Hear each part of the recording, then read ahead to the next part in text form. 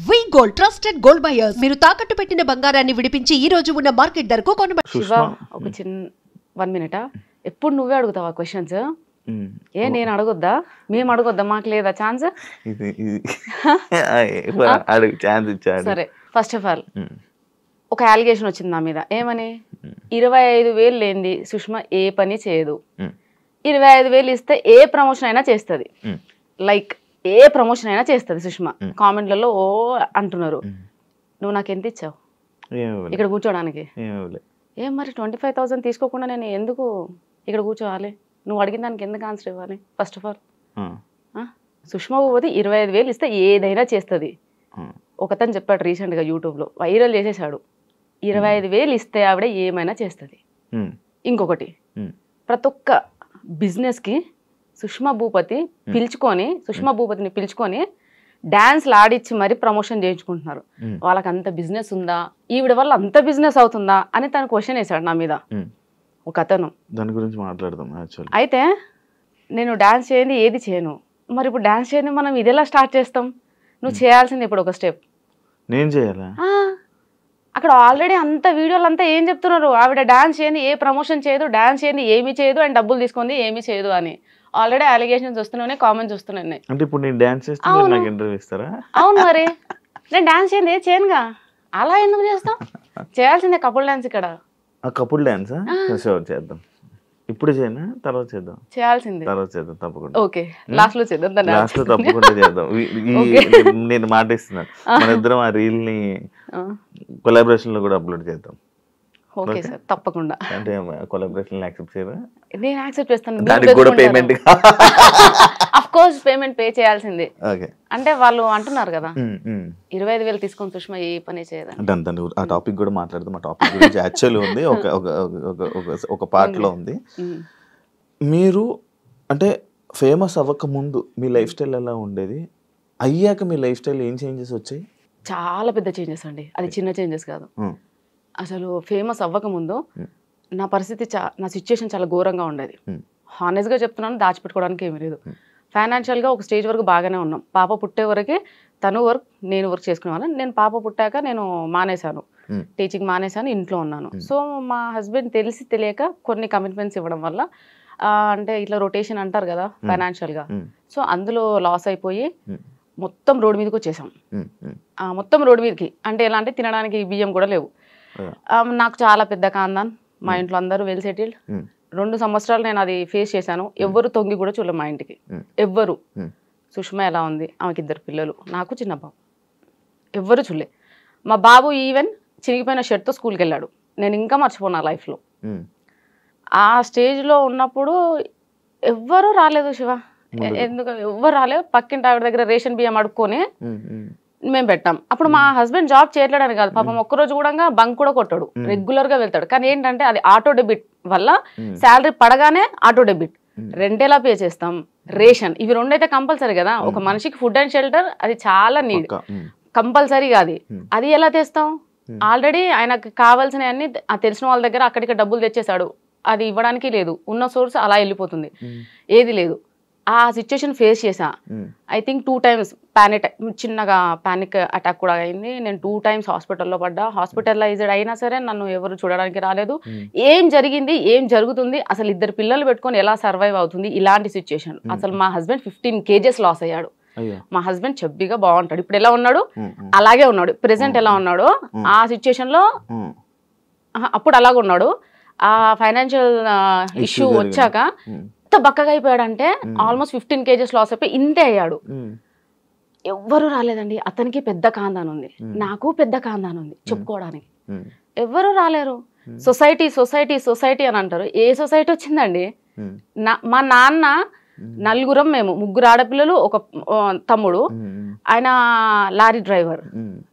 నేను పుట్టి ఇప్పుడు 32 years అవుతుందా? మా నాన్న ఒక్కరోజు రెస్ట్ తీసుకోగా నేను చూడలే, కష్టపడుతూనే ఉంటాడు. ఆయన కూడా మాకు ఎప్పుడో రేషన్ బియ్యం తెలియదు, మా ఇంట్లో మాకు చికెన్ తెలియదు. అంటే మా నాన్న ఫీలింగ్ ఏంటంటే చికెన్ తినేవాళ్ళు పూర్ పీపుల్. మా మటనే మా ఇంట్లో, mutton chutney, mutton curry, types of pickles అంత బాగా చూసుకున్నాడు. ఆడపిల్లలు కదా, మళ్ళీ అందరం కాన్వెంట్లోనే, పెద్దక్క చిన్నక్క గవర్నమెంట్ ఎంప్లాయీస్, వాళ్ళని మంచిగా చదివించాడు. మేము కాన్వెంట్, నాగార్జున గ్రూప్ స్కూల్స్, నేను పుట్టింది పెరిగింది అంతా వనస్థలిపురం. అంత బాగా చూసుకున్నా మా నాన్నే మాకు రేషన్ బియ్యం పెట్టలే, ఏదో సిచ్యువేషన్ వచ్చింది, కానీ నేను మా పిల్లలకు పెట్టానండి, మర్చిపోలేదు. ఆ సిచ్యువేషన్లో అనిపించింది what is family, what is society, who are called neighbours, neighbours ఎవరు, సొసైటీ ఏంటి, అసలు ఏంటి నాకేం అర్థం కాలే. నేను చిన్న పిల్లనండి. ఇప్పుడు కొంచెం ప్రతిరోజు ఒక్కొక్క ప్లేస్కి తిరుగుతున్నా, చాలా మంది ఇన్ఫ్లుయెన్సర్స్తో ట్రావెల్ చేస్తున్నా, చాలా మంది మాట్లాడితే వింటున్నా, కాబట్టి నాకు తెలిసింది. ఇక్కడ కూడా నీ ముందు కూర్చొని ఏం మాట్లాడాలో నాకు నిజంగా తెలియదు Shiva. Such an innocent fellow నేనైతే. అండ్ ఇప్పటికి నేను కిడ్, ఇప్పటికి నాకు తినిపిస్తేనే తింటా, అంత వరస్ట్ క్యాండిడేట్ నేను. మా ఆయన కూడా ఇప్పటికీ మా పాపని ఎలా చూసుకుంటాడో నన్ను అలా చూసుకుంటాడు. అలాంటిది నేను ఒక డిప్రెషన్కి వెళ్ళిపోయినా, కంప్లీట్గా డిప్రెషన్. నా లైఫ్ అయిపోయింది. అంటే రోడ్ మీద పడ్డాం, ఫైనాన్షియల్గా మొత్తం పోయింది, మా ఆయనకు వచ్చిందంతా పోతుంది, ఎవ్వరు రావట్లేరు, తినడానికి తిండి లేదు, ఏం లైఫ్ ఇది, దేనికోసం బతకాలి అంటే ఇవి వచ్చేస్తున్నాయి ఇంకా థాట్. దాని తర్వాత మెల్లగా నా దగ్గర మా నాన్న నాకు పెళ్ళికి పెట్టిన గోల్డ్ ఉంటుంది కదండి, సో ఆ గోల్డ్ అదంతా అమ్మేసేసి మా ఆయనకున్న చిన్న చిన్న అప్పులు తీసేసి మా ఆయన బ్యాంక్ అకౌంట్ చేంజ్ చేయించుకున్నాక మళ్ళీ శాలరీ పడింది. సో మెల్లమెల్లగా తిండికి నెక్స్ట్ ఈ షెల్టర్ కి ఇబ్బంది లేదు, అక్కడ వరకు వచ్చేసింది. అక్కడికి ఎవరు రాలేరు ఇంకా. దాని తర్వాత నేను చిన్నగా స్కూల్లో ఇంటి ఎదురుగానే, అంటే పాప చిన్నగా ఉంది కదండి, 2 years బేబీని తీసుకొని జాబ్కి వెళ్ళలేము, పాపని చూసుకునే వాళ్ళు ఎవరు లేరు. దాని తర్వాత ఇంటి ఎదురుగానే నర్సరీ, LKG UKG ఉంది. సో ఆ స్కూల్కి వెళ్ళి 12:30 వరకు పాపని తీసుకొని వెళ్ళే పర్మిషన్ ఉంది, వెళ్ళి తీసుకొని రావడం. సో అలా అవి చేస్తూ టిక్టాక్ వీడియోస్ చేసేదాన్ని. Time pass. టిక్టాక్ నుంచి చాలా ఫేమస్ నేను. బేసిక్ ఎవరు గుర్తుపట్టరులే, అక్కడ లావుగా బాగా చెబ్బిగా ఉన్నాను. అయితే టిక్టాక్ వీడియో స్టార్ట్ చేసా. దాని తర్వాత టిక్టాక్ పోయింది. ఇక నెక్స్ట్ జాబ్ చేద్దామని నెక్స్ట్ స్టెప్ వేస్తున్నా. ఇన్స్టాగ్రామ్ వచ్చింది. ఇన్స్టాగ్రామ్ వచ్చాక చాలా మందిని చూస్తూ అరే నేను చేయొద్దా. అండ్ నేను ఇన్స్టాగ్రామ్ రాకముందు, అంటే స్టార్ట్ చేసే ముందు కూడా వీళ్ళందరూ ఎలా ఫీల్ అవుతున్నారు అంటే, ఇన్స్టాగ్రామ్ స్టార్ట్ చేసినప్పుడు నేను లైక్ శారీస్, వాళ్ళు జడ పెద్దగా మంచిగా ఒట్టి ఇదంతా పెట్టుకొని, కానీ అది ఎందుకు చేసినా ఎలా చేసినా అని ఎవరికి తెలియదు. అది అన్ఎక్స్పెక్టెడ్ ఆ వీడియో, అన్ఎక్స్పెక్టెడ్. ఏదో పండగ వినాయక చవితి కదా, వినాయక చవితి కదా. సో ఇప్పుడు ఎవరైనా ఒక బిజినెస్ చేసే ముందు ఏం ఆలోచిస్తారు శివ? దాని ఏం చేస్తే మనకు లాభం వస్తుంది, ఏం చేస్తే నెంబర్ 1 లో ఉంటాం, ఏం చేస్తే మనది ప్రోడక్ట్ కానీ వాట్ ఎవర్ ఇట్ ఈస్ జనాలలోకి పోతుంది. సో అది సింపుల్ థింగ్. నేను బిఫోర్ ఇన్స్టా స్టార్ట్ చేసే ముందు చూస్తూనే ఉన్నా, 1 week నుంచి కంటిన్యూస్గా ఎవ్వరు కానీ శారీలో మంచి అంటే పెద్ద జడలో అట్లా ఎవ్వరూ లేరు, వీడియో చేసిన ఎవరు లేరు, నేను చూసిన. సో నాకేంటంటే ఏదైనా స్టార్ట్ చేస్తే మెల్లమెల్లగా అట్లా నాకు నచ్చదు. చేసామా డెఫినెట్గా పర్ఫెక్షన్ ఉండాలి, మనం దేనికోసం చేస్తున్నామో అది రావాలి. సో నేను అట్లా ప్లాన్ చేసుకొని సేమ్ నేను శారీస్లో అలా ముందుకు వచ్చాను, శారీస్ వాళ్ళు జడ. సో వీళ్ళందరూ ఏమనుకుంటున్నారంటే, నేను ఆ శారీలో ఆ జుట్టు వేసుకొని అలా రీల్ చేసేసరికి అదే నా ఒరిజినాలిటీ అని అనుకుంటున్నారు. అంటే ఫస్ట్ ఇంప్రెషన్ బెస్ట్ ఇంప్రెషన్, అందులోనే అందరూ అదే ఫిక్స్ అయిపోయి ఉంటారు కదా. అదే ఫిక్స్ అయిపోయారు. చూసినప్పుడు నేను కూడా అదే ఫిక్స్ అయ్యాను బేసిక్ గా. అంటే లైక్ వద్దులేండి కానీ బాగుండే వాళ్ళు చూసిన, కానీ చాలా మంది అబ్బాయిలు అట్రాక్ట్ అయ్యారు. మీ 10 million లో నాకు తెలిసి ఒక 9 million అబ్బాయిలే చూసుంటారు, అందులో నేను ఒకటి. శివ సో అలా. కానీ నేనేం చెప్తున్నానంటే, ఇప్పుడు నా డ్రెస్సింగ్ స్టైల్ చేంజ్ అయింది, హెయిర్ స్టైల్ చేంజ్ అయింది అనే చాలా వరకు కామెంట్స్, ప్రెషర్ అంతా దాని గురించే. ఓకే, నువ్వేమో టాపిక్ తీసావు మళ్ళీ ఇప్పుడు. అయితే సడన్ గా అన్ఎక్స్పెక్టెడ్ గా వీడియో రీల్ చేశారు, వైరల్ అయిపోయారు. మీ హస్బెండ్, మీ అమ్మగారు, మీ అత్తగారు వాళ్ళ రియాక్షన్ ఏంటి వైరల్ అయిపోయాక? వైరల్ అవ్వకముందు ఏం జరిగిందో చెప్తాను శివ. వైరల్ అయ్యాక ఎవ్రీబడి సేస్ వెరీ గుడ్, మా పాప షీఈస్ మై డాటర్. అవ్వకముందు మా అమ్మ, మా అక్కలు బీఈడి కంప్లీట్ చేసావు, చదివే, టెట్ రాయి, జాబ్ వస్తుంది, అక్క వాళ్ళ ఇద్దరికి వచ్చేసింది, నీకు రావాలి, నీకు వస్తుంది. అది మా అమ్మ గోల్. 3 గవర్నమెంట్ జాబులు కొట్టాలా, ఆడపిల్లలు తల ఎత్తుకొని ఉండాలి, ఎవరి మీద డిపెండ్ అవ్వకూడదు, గవర్నమెంట్ ఎంప్లాయీస్ అయితే మీ సోర్స్ మీకు ఉంటుంది. అమ్మ బాగా ఇవే చదువు అంటే పిచ్చి. సో ఆమెకున్న ఎక్కువ చదువు పిచ్చి వల్లే నాకు చదువు మీద ఇంట్రెస్ట్ పోయింది నిజం చెప్పాలంటే. అంటే రుద్దడం, ఊరికి చదువు, ట్యూషను, రావాలి, తినాలి, పడుకోవాలి, ఇంతే. సో దానివల్ల అంటే ఇది వైరల్ అవ్వకముందు ఏంటంటే ఇంట్లో ప్రెషరు, ఏమని ఎగ్జామ్స్ రాయి, చదువు. వైరల్ అయ్యాక సర్లే ఏదన్నా చెయ్యి, ఊరికే ఖాళీ కూర్చోకుండా ఆ బద్దకమన్న పోయిద్ది, ఏదో ఒక పని అయితే చేస్తున్నావు కదా ఊరిగా కూర్చోకుండా. సో అక్కడ వరకు వచ్చారు. మిమ్మల్ని ఎంకరేజ్ చేసింది ఇంట్లో వాళ్ళు? ఇంట్లో వాళ్ళు ఇంకా ఆబ్వియస్ గా, అంటే ఎప్పుడైతే మనీ జనరేట్ అవుతుందో అప్పటి నుంచి ఎంకరేజ్మెంట్ స్టార్ట్ అయింది.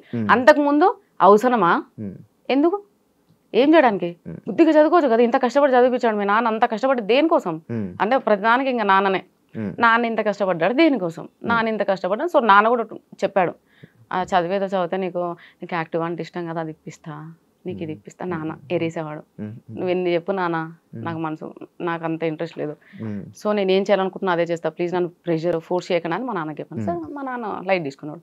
దాని తర్వాత ఎప్పుడైతే మనకి ఇన్స్టాగ్రామ్ నుంచి ఇన్కమ్ జనరేట్ అయిందో ఎవ్రీబడి షట్ దేర్ మౌత్, అంతే, నోరు మూసుకున్నారు.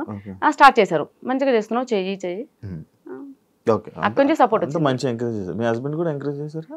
అవునండి. అంటే మామూలుగా వైఫ్స్ని కానీ లేకపోతే ఇంట్లో వాళ్ళ ఆడపిల్లల్ని సోషల్ మీడియాలో ఇలా రీల్స్ చేస్తారంటే చాలామంది అబ్బాయిలు రిస్ట్రిక్షన్స్ పెట్టడం, ఎందుకు ఇవన్నీ చేయడం, ఎందుకు మనం అందరూ చూడడం, మనం ఇలా తీసుకుని వెళ్ళిపోదాం కదా జర్నీ అని అంటుంటారు కదా, అలాంటి మాటలు రాలేదా మీకు? ఇప్పటి వరకు అనలేడండి. ఎవరు అనలేదు? ఇప్పటి వరకు అనలేరు. ఎంకరేజ్ అంటే మిమ్మల్ని సపోర్ట్ గా ఉన్నారు అయితే బాగా? Full support. అంటే ఆయన ఫేస్ చేసి వచ్చిన కొన్ని సిచ్యుయేషన్స్ అట్లా మార్చినేమో నేను అనుకుంటానండి. ఎందుకంటే తను ఒక రోజు ఉంది, తనకు తెలుసు, ఈ వీడియో చూస్తాడు కదా కంపల్సరీ, తనకు తెలుసు ఒక రోజు నడి రోడ్డు మీద పడ్డాడు, ఇద్దరు పిల్లలు ఒక పిల్లం నడి రోడ్డు మీద పడ్డాడు. ఎవరు వాళ్ళకి ఫుడ్ ఎవరు పెట్టారు? ఆ రోజు ఒకవేళ పక్కింటి ఆవిడ అదే బియ్యం దానం చేయకపోతే ఆ పరిస్థితి ఏంది ఆ రోజు? అంటే మేము ఆ రోజులు గుర్తున్నాయి కాబట్టి ఏమో మరి ఏంటో నాకు తెలియదండి. మా హస్బెండ్ అయితే ఇప్పటి వరకు ఇది ఎందుకు, ఇలా ఎందుకు. మరి ఇప్పుడు ఆ పక్క ఇంటి ఆవిడ మీకు రైస్ ఇచ్చి హెల్ప్ చేశారు కదా, మీరు ఏమైనా చేశారా? లేదు, బట్ వీఆర్ ఫ్రెండ్స్.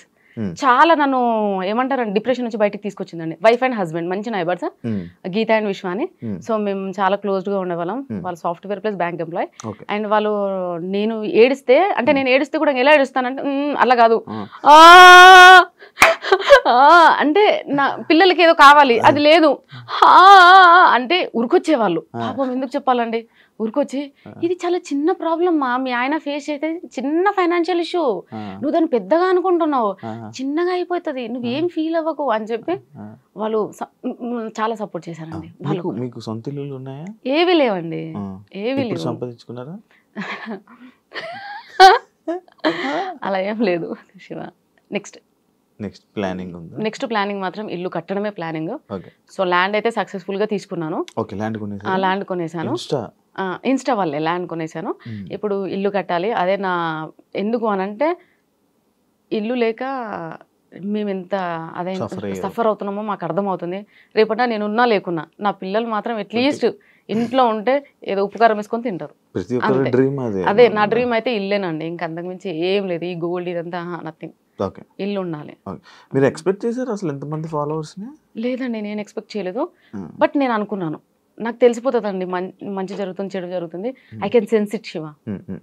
మరి మంచి జరుగుతుంది చెడు జరుగుతుంది అని సెన్స్ చేసేవాళ్ళు మీరు. నేను ఈరోజు శారీలోనే కనబడుతున్నాను, ఇంత ట్రెడిషనల్గా మంచిగా డ్యాన్స్ చేస్తున్నాను, చాలా ఇలా ఉండేవాను, సడన్గా నా డ్రెస్సింగ్ స్టైల్ మారిస్తే కొంచెం జనాలు ఇలా ఎక్స్పెక్ట్ చేశారా? ఎక్స్పెక్ట్ చేసి మరి ఎందుకు చేశారు? కాజ్ ఎన్ని రోజులు నటించాలి శివ? కానీ మిమ్మల్ని మీరు ఎక్స్పోజింగ్ చేస్తున్నారని చెప్పి మీ మీద మార్కేస్తున్నారు కదా, అది దాన్ని నేనేం చేయలేను ఇంకా. అంటే అప్పుడు వీడియోని తీసుకొని వచ్చి ఇప్పుడు వీడియోలు పెట్టి ఆ రెండు కంపేర్ చేసి ఇలా ఉండే ఆమె ఇన్స్టా ఇన్ఫ్లుయెన్సర్ అయిపోయి వీడియోస్ చేసుకొని డబ్బులు సంపాదించి ఇలా మారిపోయింది. నీ క్వశ్చన్ దీనికి ముందు కూడా మీరు ఇలాగే డ్రెస్సింగ్ చేసుకునే వాళ్ళ? సరే, మీరు అడిగిన క్వశ్చన్కి ఓకే. నేను స్లీవ్లెస్ వేస్తున్నా, షార్ట్స్ వేస్తున్నా, అన్ని వేస్తున్నా. ఇప్పుడు నేను ఒక డ్రెస్ వేసే ముందల 32 ఏళ్ళు నాకు, అంటే మా అమ్మ వాళ్ళకి మా నాన్న వాళ్ళకి నేను సమాధానం చెప్పుకోవాలి అక్కడ కాందాన్ని. నా పెళ్ళై 14 ఏళ్ళు అయింది. నేను ఈ 14 ఇయర్స్ అత్తయ్య వాళ్ళ కాందానికి నేను ఆన్సర్ చెప్పుకోవాలి. వాళ్ళు ఎవ్వరు నన్ను క్వశ్చన్ చేయరా, సుష్మా ఇలా ఉండి ఇలా ఎందుకు చేంజ్ చేయాలని? మరి వీళ్ళెవ్వరు ఎందుకు మాట్లాడట్లేరు? నన్ను ఎందుకు ఒక్కరు కూడా క్వశ్చన్ చేయలేదు, నువ్వు ఎందుకు ఇలా ఈ డ్రెస్లో రీల్స్ చేస్తున్నావు, వీడియోస్ చేస్తున్నావు? బికాజ్ అమ్మ వాళ్ళ కాందాన్ని నాన్న వాళ్ళ కాందానికి అందరికీ తెలుసు. నేను ఆబ్వియస్గా అప్పటి నుంచి అయినా కానీ నేను అలాగే ఉంటా, బాయ్లా పెరిగానండి నేను. మా అమ్మకి 3 పాపాలు కదా, సో నన్ను తమ్ముడిని అలానే పెంచింది.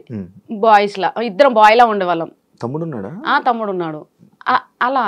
సో వాళ్ళందరికీ తెలుసు నేను ఎలా ఉంటాను అని.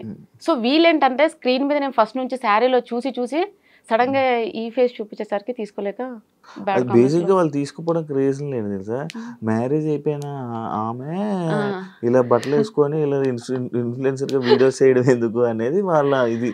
సరే ఇప్పుడు మీ దానికి కూడా ఒక ఆన్సర్ ఉందండి. నేను చదివింది నాగార్జున స్కూల్ వనస్థలిపురం. మా 10th క్లాస్ స్ట్రెంత్ వచ్చేసి 260 మెంబర్స్ 10th స్ట్రెంత్.